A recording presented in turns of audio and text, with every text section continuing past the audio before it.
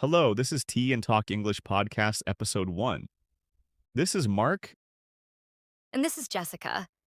Here's something that might surprise you. The modern weekend, as we know it, didn't exist until the 1930s. Before that, most people were working 6 or even 7 days straight, which completely changes how we should think about our relationship with time off.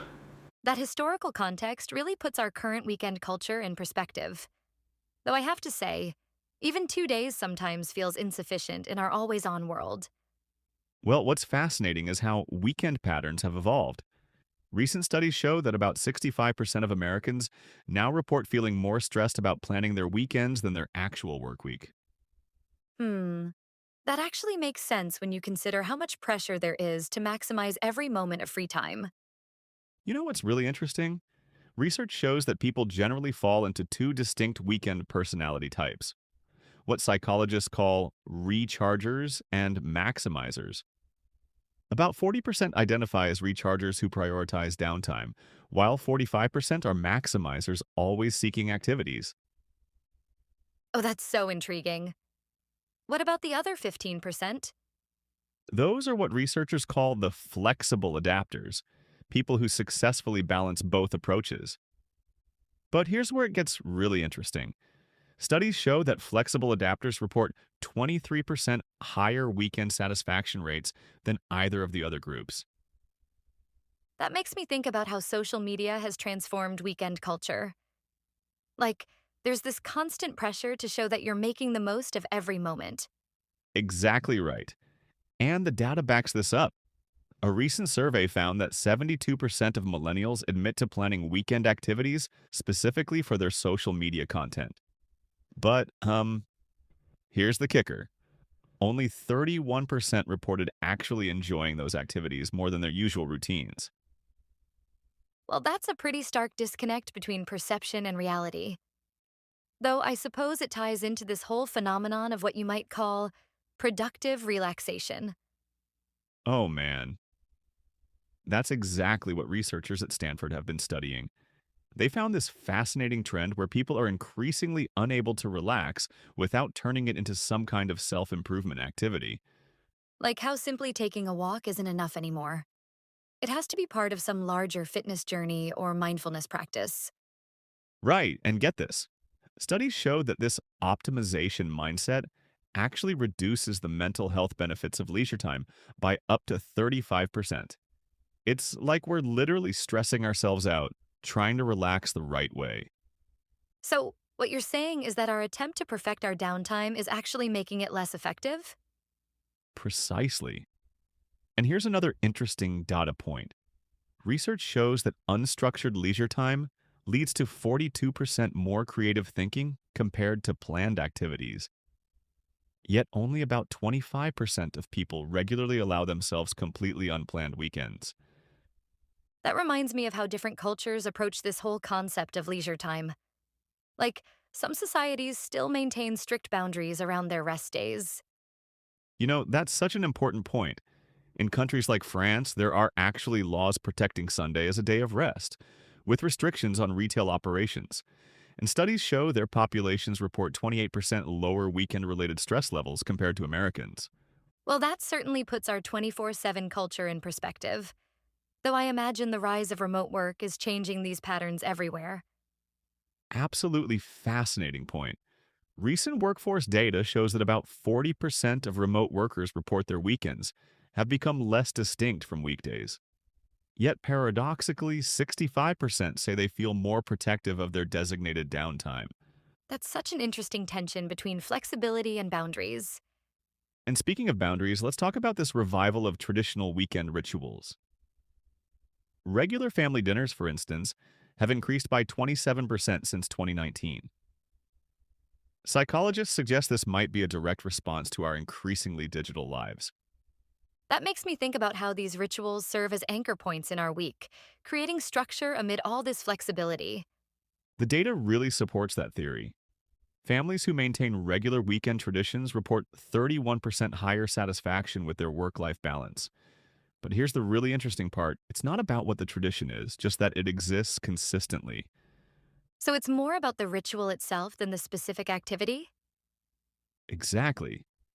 And this brings us to what might be the most important insight about modern weekends. There's no universal right way to do them. The research consistently shows that alignment between personal values and weekend activities matters far more than any particular pattern. That's actually quite liberating when you think about it. Like, we can stop trying to have the perfect Instagram worthy weekend and just focus on what actually helps us recharge. Well, the science certainly supports that approach. Studies show that people who prioritize authentic leisure preferences over social expectations report 45% higher levels of weekend satisfaction. Maybe that's the real key to mastering modern weekends, having the courage to do what actually works for you. You know, this actually makes me wonder if the future of weekends will look totally different for the next generation. Like, Gen Z is already redefining what free time even means. That's true. Surveys show that nearly 60% of Gen Z prefer micro leisure, short bursts of downtime spread throughout the week, instead of saving all their rest for the weekend. It's a big shift from the traditional 2 day block. Which could explain why weekend nightlife is actually declining in some cities. People are spreading their social time across weekdays instead, almost like they're flattening the week. Exactly, and economists suggest this could even reshape industries like hospitality and entertainment. Imagine restaurants and theaters adapting to a world where Fridays and Saturdays aren't automatically peak days anymore. That's such a fascinating thought. Maybe the modern weekend isn't just about time off, but about reimagining the rhythm of our entire week. And what's even more fascinating is how technology keeps blurring the line between work and leisure. Think about push notifications. They follow us right into the weekend. Exactly. In fact, a recent report showed that 54% of employees still check work emails on Saturdays or Sundays, even when they're not expected to. That really undermines the whole point of rest. It almost makes me wonder, are we slowly losing the idea of a sacred weekend altogether? Maybe, but here's a counterpoint. Some companies are experimenting with the 4 day work week, which could completely redefine weekends as we know them. Early trials show productivity actually increases when people have 3 days off. That's huge. Imagine if Friday through Sunday became the standard weekend. It would change travel, family time, even the way cities operate. And speaking of travel, weekend tourism is already booming. Short micro vacations are becoming the norm, with people choosing 2 or 3 day getaways instead of long annual trips. Which makes sense. Airlines and hotels are adapting with special weekend packages. It's almost like the travel industry is redesigning itself around this new rhythm. But then again, not everyone can afford to travel. So we also see the rise of the staycation culture, where people explore their own city or simply recharge at home. That ties beautifully into the psychology of weekends. It's not about where you spend them, but how.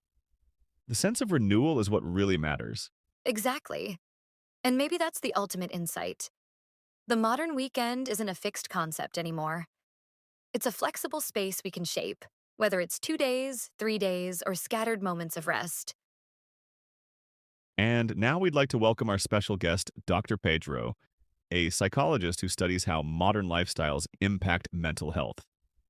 Dr. Pedro, thank you for joining us. Thank you, Mark and Jessica. It's a pleasure to be here. And I have to say, the topic of modern weekends is more important than people realize. We often think of weekends as simply time off, but psychologically, they play a major role in regulating stress, maintaining social bonds, and even shaping our overall sense of identity. That's fascinating. Could you give us some examples of how weekends directly affect well being? Absolutely. For instance, studies from the American Psychological Association show that people who consistently protect their weekends for rest report 32% lower levels of burnout compared to those who let work spill into their free time. Weekends create a psychological boundary, a kind of reset button, that helps prevent chronic stress. Without that, people often enter Monday already mentally exhausted. So, weekends aren't just about relaxation, they're about mental recovery? Exactly. And here's something even more interesting. Research from the University of Toronto found that unstructured weekend time leads to 42% more creative thinking than planned activities. That means when people give themselves permission to do nothing or let the day unfold naturally, their brains actually recharge in deeper, more creative ways. That makes me think about what we were saying earlier, how so many people feel pressure to maximize every second of their weekend. Yes, and that pressure is a problem.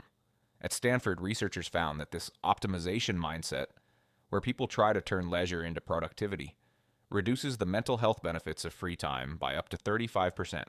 In other words, if you go hiking only because you want to track your steps or post pictures, you're not really resting. True recovery happens when activities align with your personal values, not with external expectations. Wow, that really reframes how we think about weekends. What about the social side of things? Great question. Social rituals, even small ones, are powerful. Families who maintain regular weekend traditions, like Sunday dinners, report 31% higher satisfaction with work-life balance. These rituals serve as anchors that provide emotional stability in our very flexible, often chaotic modern lives. Interestingly, this isn't about the activity itself, but about the consistency. The predictability gives people a sense of security. That's so powerful. And it sounds like weekends are almost a public health issue, not just a personal one. You're absolutely right. Societies that protect collective rest, like France, where Sunday work is restricted by law, report 28% lower weekend-related stress levels compared to countries with 24/7 work cultures. These policies aren't just cultural, they have measurable effects on mental health across entire populations. So, if I'm understanding you correctly, the modern weekend is more than just a lifestyle choice. It's a vital structure for well being. Precisely. And my main message is this: the best weekend isn't about doing more, but about doing what restores you personally, whether that's social connection, solitude, or creative play. When individuals and societies respect the role of weekends, we see improvements not just in mood, but in productivity, relationships, and long-term mental health. That's such an empowering way to look at it. Thank you, Dr. Pedro, for sharing these insights. I think a lot of listeners will rethink their next weekend after hearing this. I hope so. Sometimes the best thing we can do for our health is simply allow ourselves to rest, without guilt, without pressure. And that wraps up today's episode of Tea and Talk. Thank you all for tuning in. We really appreciate your time. If you enjoyed this conversation, don't forget to follow and subscribe to the Tea and Talk YouTube channel for more podcasts just like this. And hey, we'd love to hear from you. Drop a comment below and tell us what topics you'd like us to cover in the future. Until next time, take care and enjoy your weekend. Morning sunlight filters through the blinds. We settle in, hearts and curious minds. Porcelain mugs cradle words we shared. Stories steeping in the rising air. Tea and talk where our worlds collide. Sip by sip we take the ride. Pour your thoughts into this space. Every voice finds its place. We wander through the highs and lows, unravel tales in quiet flows. Between the sips and whispered lines, we find our truths in steady times. Ooh, every pause is room to breathe. Confessions tucked in every leaf. A cup of warmth can heal a heart. Together here we're never apart. So join the circle, pull up a chair. Tea and talk will meet you there.